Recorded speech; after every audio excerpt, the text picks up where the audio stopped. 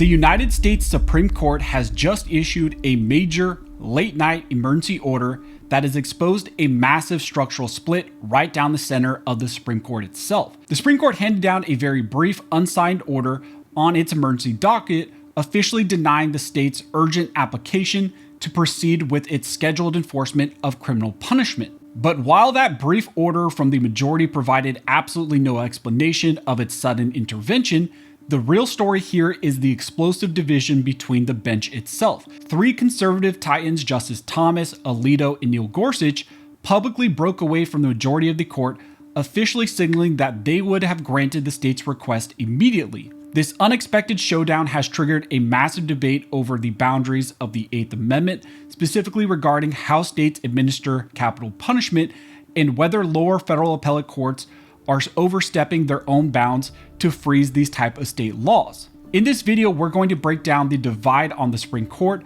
the arguments put forward by the state Solicitor General in this case, and why the emergency order has sweeping implications for state sovereignty, and how they want to enforce criminal punishment nationwide going forward. Now, before we jump into what the Supreme Court just did, if you like this type of content and you want to support the video, make sure you like, subscribe, and turn on all notifications down below to make sure you never miss this type of information. Now, to understand exactly how this case forced a very sharp division on the Supreme Court, you have to look at the underlying legal dispute coming out of the state of Alabama. This entire battle centers on a challenger, an individual who was convicted of a very high-profile crime back in 1998 and subsequently was sentenced with capital punishment.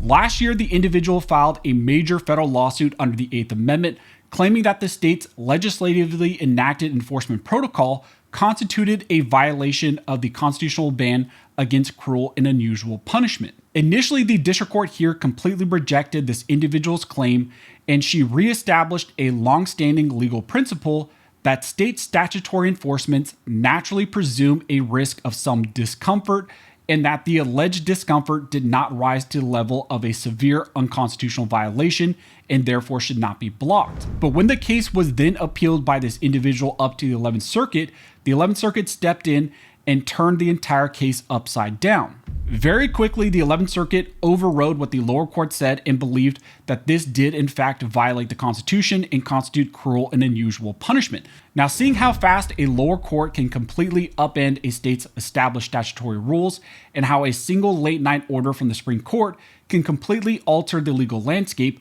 this highlights a reality that every single one of us has to face. Our constitutional liberties are constantly caught in a tug-of-war between competing courts, and you cannot afford to navigate this shifting system alone. That's why you need elite unconstitutional legal defense in your corner, and that's why I partner proudly with attorneys on retainer. Unlike standard insurance-backed concealed carry programs that contain massive, exclusions and can block your coverage, AOR does not have any of that. AOR is backed by a real aggressive national defense law firm, one of the only law firms in the nation that does exclusively self-defense. And they're always trying to take these cases, and if you're a member, their goal is to protect you. So if you're interested, you can check them out using the links down below. And right now, they're giving my viewers a premium opportunity to lock in this coverage. You can use my custom code ARMSCHOLAR at checkout to get $50 off of your individual sign-up fee or $25 off the family fee. Now, jumping back in on June 8th, the 11th Circuit completely reversed the lower court, the district court's ruling. The appellate court concluded that the state's chosen statutory mechanism created a substantial risk of serious harm, determining that the method would lead to essentially severe physical and emotional distress over a period of 1 to 3 minutes. The 11th Circuit ruled that this specific level of suffering crossed the constitutional line, going well over and above the typical distress that accompanies an impending capital sentence. Following that appellate reversal, the lower court, the district court there, issued a sweeping permanent injunction, completely barring the state from utilizing its legislatively enacted protocol, and suggested essentially that an alternative mechanism would be safer, painless, and that they should move to that alternative. The 11th Circuit refused to put that injunction on hold when Alabama requested that, forcing the state of Alabama to then launch a quick, urgent emergency application directly to the Supreme Court, and that happened on Thursday morning. And their goal was to save the scheduled timeline, which was actually supposed to happen on June 11th. Filing directly to the Supreme Court, Alabama's Solicitor General argued that allowing the lower federal court's decision to actually stand would be entirely unprecedented in American history. The state warned the justices that this lower court ruling sets a very dangerous trap.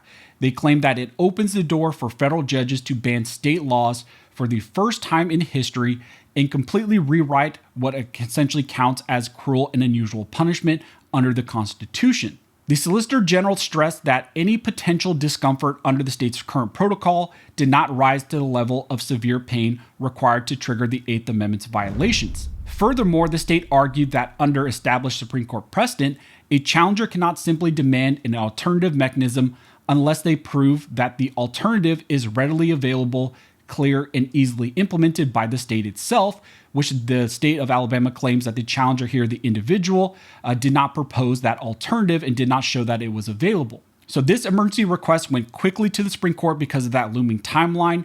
And then we got an emergency request, of course, from Alabama. And then we got a very quick brief at 9 p.m. unsigned by the Supreme Court.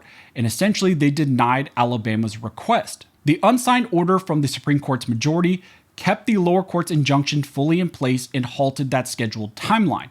However, the real shockwave is that Justices Clarence Thomas, Alito, and then also Neil Gorsuch openly dissented from the majority. By explicitly stating that they would have granted the state's application, these Supreme Court justices sent a very clear signal to the legal community that they believe the lower federal courts are severely overreaching, violating the presumption of legislative good faith, and distorting the traditional boundaries of the Eighth Amendment to essentially micromanage sovereign state laws and enforcement against crimes. This major emergency split matters immensely because it extends far beyond just a single case in the state of Alabama. The High Court is currently locked in a very deep philosophical divide over how actively federal courts should police and strike down statutory state protocols in these types of capital punishment cases. By leaving the lower court's permanent injunction on the state's enforcement mechanism in place, the majority has created a pathway where lower activist benches potentially can tie up state statutes and enforcement in kind of endless appellate loops. The majority likely believes that this sets a highly volatile precedent for state sovereignty and judicial review going forward. For the individual here, however, the enforcement, which was set to take place yesterday, will be rescheduled until the state determines some sort of alternative. So in this case, the Supreme Court has delivered a very razor-thin late-night emergency cliffhanger order that proves that the internal battle over state enforcement powers is essentially far from over because we had a critical split among the court. So as this case moves out of the emergency docket and potentially into a full appellate review on the merits, I will bring that to you. But again, this is a very interesting case because we saw the Supreme Court step in on one of these issues. Usually we would just see, them not get involved. But when it came to this specific case, the majority of the court believed that this violated the Eighth Amendment. It was cruel and unusual punishment. And so they agreed with the lower courts. So as this develops, as we get more information, I will let you guys know. If you like this video and you would like to support the channel and you would like, to get more information on these types of topics, make sure you like, comment, and subscribe. All of that helps the algorithm and pushes this out to more people. But as always, thank you so much for all of your support. And never forget, this nation was built by armed scholars, and this nation will be maintained by armed scholars.